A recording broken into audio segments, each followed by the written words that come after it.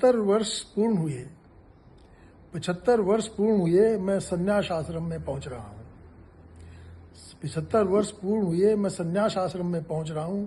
अमृत काल में संन्यास, मैं अपना मोक्ष सुनिश्चित देख रहा हूं। अमृत काल में संन्यास, मैं अपना मोक्ष सुनिश्चित देख रहा हूं। पेंशन जो बेची थी, करार अब वह पूर्ण हुआ। वानप्रस्थ खूब जिया, वानप्रस्थ खूब जिया, स्वर्ग यह भी पूर्ण हुआ। पूर्ण पेंशन नहीं कोई अनुबंध, अब मैं पूर्ण स्वतंत्रता में पहुंच रहा हूं।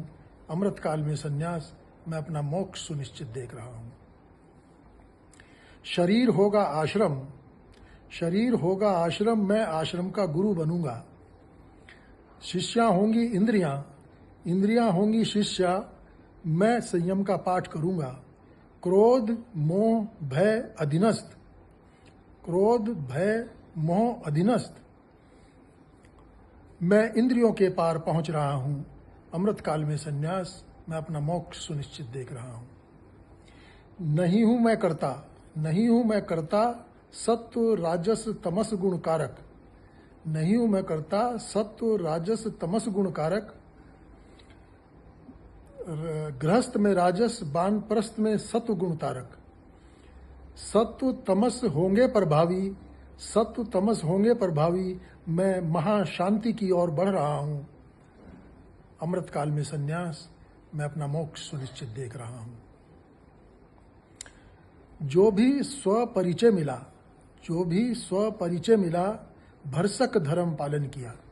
जो भी स्वपरिचय मिला, भरसक धर्म पालन किया। जो भी कर्म अधिष्ठान मिला, उसको स्वीकारा और जिया। जो भी कर्म अधिष्ठान मिला, उसको स्वीकारा और जिया। नहीं शेष कोई आकांक्षा, नहीं शेष कोई आकांक्षा, जीवन संतृप्ति की ओर बढ़ रहा हूं। मैं अमृत काल में संन्यास, मैं अपना मोक्ष सुनिश्चित देख रहा हूं। 75 वर्ष अब पूर्ण हुए, मैं संन्यास आश्रम में पहुंच रहा हूं। अमृत काल में संन्यास, मैं अपना मोक्ष सुनिश्चित देख रहा हूं। बहुत सुंदर, बहुत सुंदर सैनी साहब। मैं आपसे एक प्रश्न का उत्तर जानना चाहता हूँ कि मोक्ष की कामना करना, और मुझे ये लगता है कि अच्छे लोगों का बार बार इस धरती में आना और उच्चीकृत मस्तिष्क के साथ आना एक लाभदायक रिटर्न हो सकता है, माँ भारती के लिए भी और दुनिया के लिए भी। तो ये मोक्ष की कामना लोग क्यों करते हैं? मुझे तो लगता है कि जितना आपने इस जन्म में किया, अगले जन्म में उससे भी बढ़िया कर सकें, ये भावना लोगों में क्यों नहीं होती? इसका कुछ समुचित उत्तर दें हमें। मैंने मोक्ष की कामना कहीं नहीं की। मोक्ष का अर्थ अब ये मुझे पता नहीं लोग क्या समझते हैं। मोक्ष का मतलब है आपकी जो वृत्तियां हैं, जो कामनाएं हैं, उनसे मुक्ति। आपके जो क्रोध भय मोह लोभ, ये आपको प्रभावित न कर पाए, इनसे मुक्ति, वो मोक्ष कहलाता है। मोक्ष कोई जो है वो नहीं है कि मैं फिर धरती पे ना आऊँ। मुझे नहीं पता धरती पे आना है नहीं आना, क्या होना है।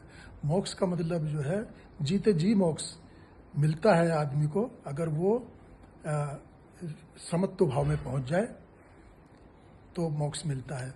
जो सुख और दुख में समानता कर सके, जो हीरे और पत्थर में समानता कर सके, सम भाव रखे, उस स्थिति में जब पहुंच जाता है आदमी, उसको मोक्ष कहते हैं। और वो स्थिति जो है, उससे बड़ा आनंद कुछ नहीं है। वो आनंदमय स्थिति है, वो बहुत आनंदमय स्थिति है जब अगर उसमें आदमी पहुंच जाता है। चूँकि वो एक सात्विकता में पहुंच गया, वो एक जो गॉडलीनेस है, जो गॉडनेस है, उसमें पहुंच गया। तो मोक्ष का कोई दूसरा मतलब जो है लोग समझते हैं, वो मतलब नहीं है। और ना मेरी कोई कामना है ये मोक्ष की, मुझे मोक्ष चाहिए, बहुत सुंदर। मतलब लेकिन मैं अपना मोक्ष सुनिश्चित देख रहा हूँ कि मुझे ये लग रहा है कि मेरे अंदर वो कुछ प्रवृत्ति बनती जा रही हैं कि मैं हर चीज़ को सम देख सकूं। और ये भी होता जा रहा है कि जो क्रोध, भय, मोह, ये सारी चीज़ें खत्म नहीं होती है, आपको भगवान ने दी हुई हैं, लेकिन ये आपके कंट्रोल में हो, अधीनस्थ हो जाएं आपके। आप क्रोध करें, उसे एक टूल की तरह इस्तेमाल करें। कहीं अच्छाई के लिए आपको क्रोध करना पड़ सकता है, उसको ठीक करने के लिए।